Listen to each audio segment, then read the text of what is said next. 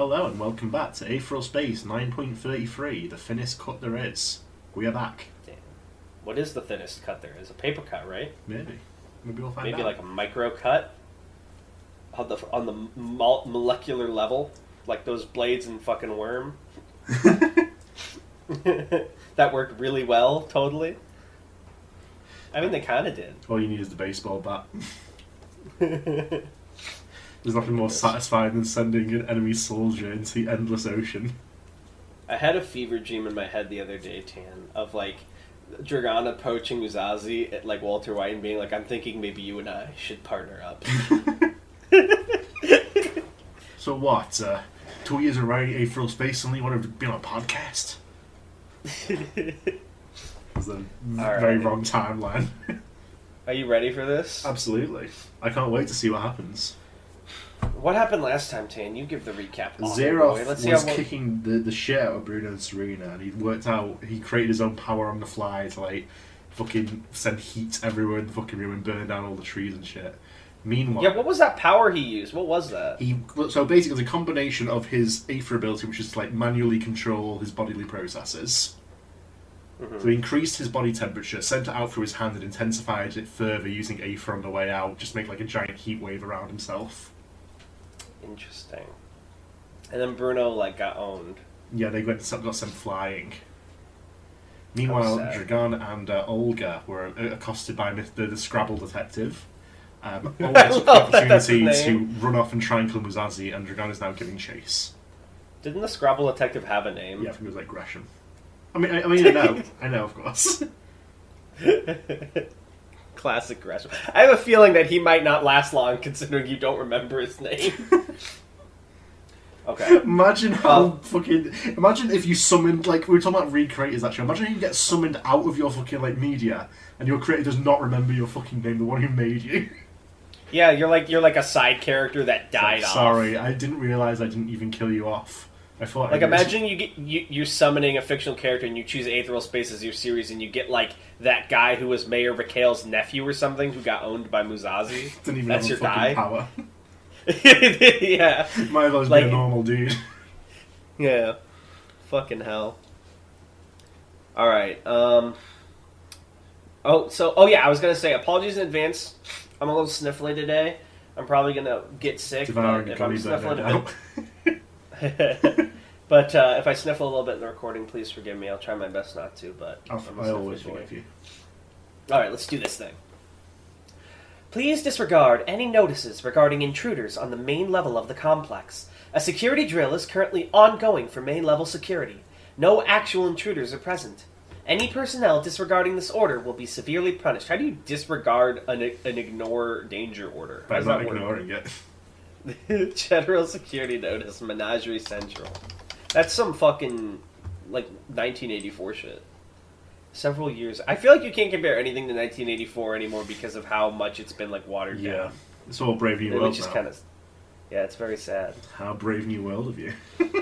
How Brave New... I haven't read Brave New World. Neither have I. Which is exactly the same as the 1984 thing. I read 1984. Yeah, but people who say that haven't read 1984.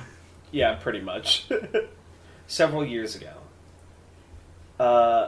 Oh god, I've never done his voice. What should he sound like? Or they sound like? Maybe a midpoint between the two. Maybe closer to Bruno than Serena. Alright, let me do both there. It's like, hey. Hello! Hey, Bruno, Serena, I've got a question for you guys. Jakob Delset grunted as he hurled the spear, the projectile flying across the training room and striking the target right in the center. The spear remained there for a moment, protruding from the wall before reverting to its base clay and dripping sloppily down to the floor. Lilac aether crackled out of it, escaping. What's the question, Jakob? Serena asked sweetly through their collective mouth. They'd been training for nearly an hour now, and so Bruno and Serena were both more active than usual. Can they communicate mentally? It varies, depending on sort of how in sync they are. It was a rare occasion when all three of them were on hand to have a conversation. Jakob activated this ability again, recorded clay pouring from his hands and forming a deadly sharp chakram. How come you guys don't really work together? He tossed the chakram like a spinning disc, chopping the head of an available training dummy. Cleaning automatics clearly gathered to collect the wreckage. Bruno furrowed their brow. We do work together. It's our whole deal. I handle defense, and Serena handles offense. I like offense, Serena chirped. It's fun! Jakob hummed skeptically, shaking his hands to clear the last few droplets of clay off. I don't know. I feel like tagging in and out is a different thing from actually working together, you know? Oh my god, I've been waiting for this moment. Bruno snorted. Huh. Well, what is actually working together then, smartass? Well, Jakob looked back over his shoulder. Something like that, I guess. A short distance away, Cott and several of his aspects were locking combat against a training automatic. The thing had 4 arms ending with heavy pincers, capable of hitting any spot around it, and yet all of its opponents were going untouched. At first glance, you'd be tempted to think the Cott's an unruly team. Jakob could hear the overpowering sounds of Joy's childlike laughter, Bloodlust's mad cackling, and Melancholy's sobbing. But if you truly observed, you saw that they were perfectly in sync, covering each other's weaknesses, bolstering each other's strengths. Jakob said as much. Well, it's different, Bruno said, a little sullenly. We've just got the one body with one driver's seat. They've got plenty of bodies.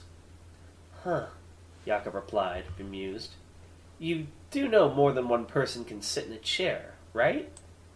I mean, I guess that's... Present day. The heat began to recede. Bruno wheezed, his whole body screaming. Smoke rose up from his ruined form. His skin looked like he had been locked up in a tanning bed for a few days straight, and when he breathed it felt like he was swallowing fire. The former garden was now an utter wasteland, all vegetation reduced to ash and soot. A few flames still smoldered on the ground, but there was no more fuel for them, and they were going out one by one. The water from the sprinklers was finally able to reach the ground without evaporating, and Bruno writhed in agony as cold water rained down upon him. In the center of the garden, Zeroth rose to his full height. It seemed that attack had taken a toll on him, too. The arm he'd been channeling the heat through was charred up to his elbow. It didn't seem to be causing him any pain, though, as he looked down at the injured limb with a slightly surprised expression. I see, he murmured, a sense of eloquence now in his voice. I didn't defend myself enough. Next time, I need to put more aether into the head so it doesn't get damaged. I'll remember that. Are you dead? The last question was addressed at Bruno's now prone form, still resting in the corner. Zeroth answered his own question. I know you're not dead. I can hear your heartbeat. It's going fast enough that you're alive and awake, so you can hear me. Are you trying to play dead to trick me, so I come closer? That won't work. Damn it. This monster had been an imbecile a few minutes ago, and now he was able to see through Bruno's tricks without any effort at all. Still, they weren't through. Serena screamed as she took over, leaping up into the air, kicking off from the cracked glass wall, and throwing her hands out to the sides as she flew towards Zeroth. Aether blasted out from her palms, pulling the colossal amounts of burnt refuse into the shape of an utterly gargantuan greatsword. It dwarfed her body many times over. Flames smoldered within the blade. It was clearly heavy enough to crush a building. With a roar, Serena slammed it down towards Zeroth's head. He caught it in one hand. You use this as your last attack, right? Zeroth said, holding the sword up in the air. That means it's your strongest. So if I can block it, there's nothing to be frightened of. He squeezed, and the sword collapsed into its constituent materials. Burnt bone, charred bark, scorched stone, all of it fell to the ground. Serena kicked off a piece of falling rubble, launching herself at Zeroth's midsection. If nothing, what's to stop her, by the way? I'm curious. Sorry to interrupt. Is there some natural part of Aether that protects you from Aether? Because, yes. What's to stop her from, say, making like a sword out of someone's flesh? It's why, for example, Musashi can't just hit you and then instantly put like a million thrusters on you. Right. So, Aether kind of repels Aether like magnets. Yeah, unless you weaken it enough, you can't use things directly, usually. You can affect the environment and things around, but the other person directly usually has some degree of resistance. But is it like a shield, or is it more like repelled? It's a combination, really, because damage is reduced automatically by an Aether defense, and also other Aether is repelled by it. Interesting. That's good to know. That's why a ping works as well, because when you send out the ping, your Aether automatically sort of repels it, and that's what lets the person know you're there. I was wondering if you could work with someone to make like an Aether magnetic field of some kind. It could be interesting. If nothing else, she could use the disintegrating sword as a smokescreen. She wouldn't stop fighting until the second her heart stopped. In that moment, she heard Zeroth speak once more. "If I focus the heat from my hands further," he said, "I should be able to do this. Right?" Another blast of heat struck her, more concentrated than all the previous attacks, sending her flying back across the room. Smoke rose from Serena's charred arm as she rolled to a halt, blood streaming from a wound on her head. That heat, rather than send it out through his body into the surrounding environment. Zeroth had blasted it out from his palm into the air, creating an attack not unlike Skipper's heartbeat shotgun. They'd only been fighting for, at a generous estimate, 10 minutes. Surely he hadn't just come up with that on the spot.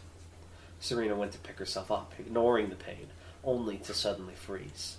Zeroth was standing right next to her. She hadn't seen him move. She hadn't heard him move. He'd just started moving, and in less than a second he'd cleared the entire room. "The heat works as propulsion, too," he explained, and at the same time he planted a foot down on Serena's injured hand to keep her in place. "If I send it out through my back and let it push me, I can move at extreme speeds. Anyway, I think you're done. Bye." And with that, he punched down towards Serena's head, strands of multicolored aether coiling around his knuckles. One glance at an attack like that told you it was more than enough to shatter both skull and the ground beneath it. Bruno took over, erecting as many force fields as he could in the space between his head and Zeroth's fist. The hand shattered each of them the instant they came into contact. Time moved at a snail's pace, and Bruno's world became the fist. Breath abandoned his lungs, his blood turned cold, his senses were sharpened to their utmost, the world telling him everything about it in the last moments he had. He felt like he'd never been more aware of the fact that he existed. There was only one certainty to rebel against. He was going to die. She was going to die. They were going to die. Their arm reached out blindly, purple and violet aether coursing around it.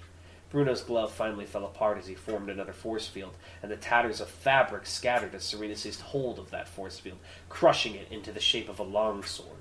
Invisible, light as air, and as thin and sharp as a blade could possibly be. With a mere swipe of their arm, Serena sliced off the fist that was heading towards them. All Infinity Blade! The speed and precision of the attack was such that the enemy's aether defenses had absolutely no effect. The cut was clean. The severed arm fell heavy to the ground. I'm imagining like the fucking Halo energy sword. Well, it's invisible, but yeah. Yeah, but shut up. Fuck you. Zeroth immediately moved to avoid a second strike. He snatched his limb off the ground and jumped back to his original position, eyes narrowed warily at the person before him. His eyes flicked down to his bleeding stump.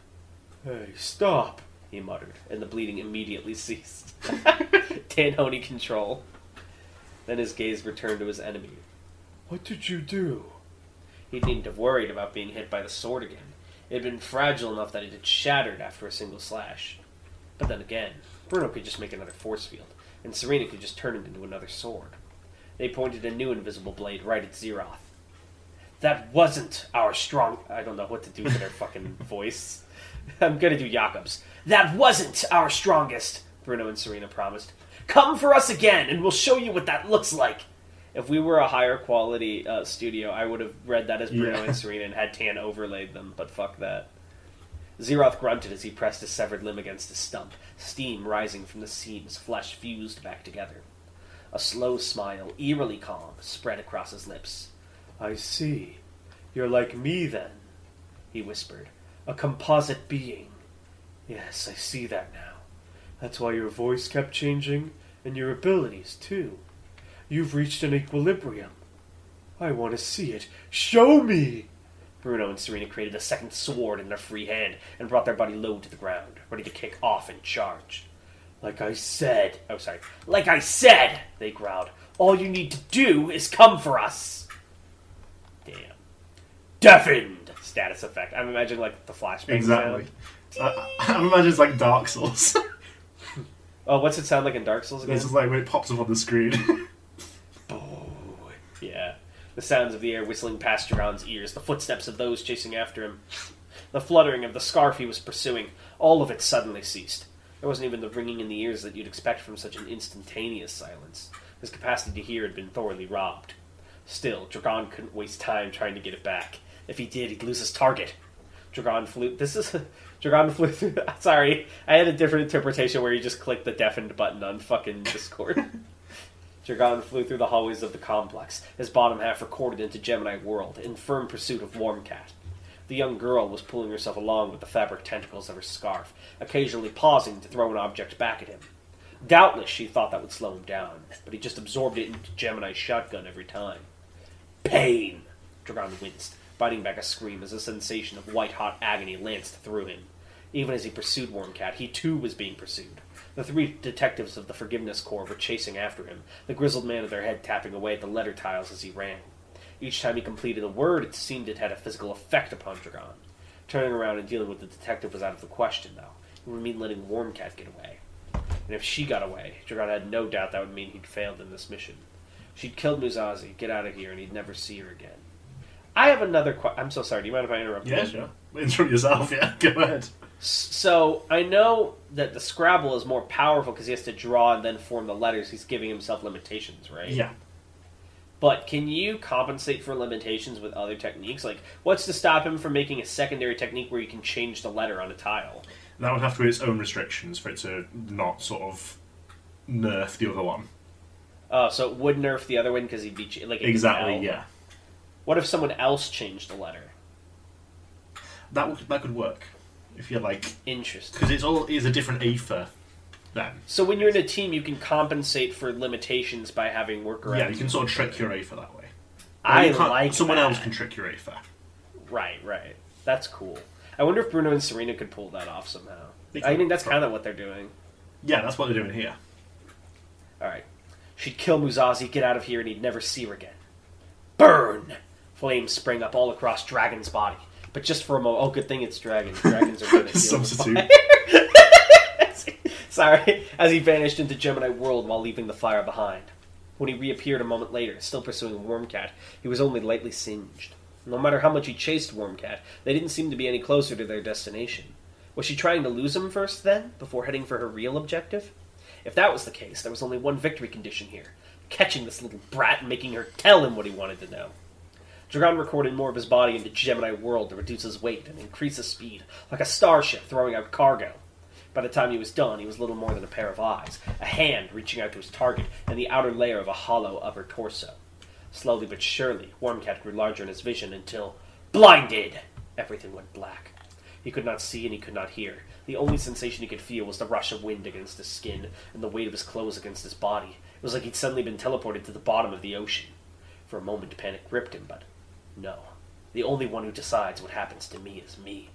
He sent out an Aether ping, just far enough to encompass the hallway, and did it again and again until he was pinging several times a second.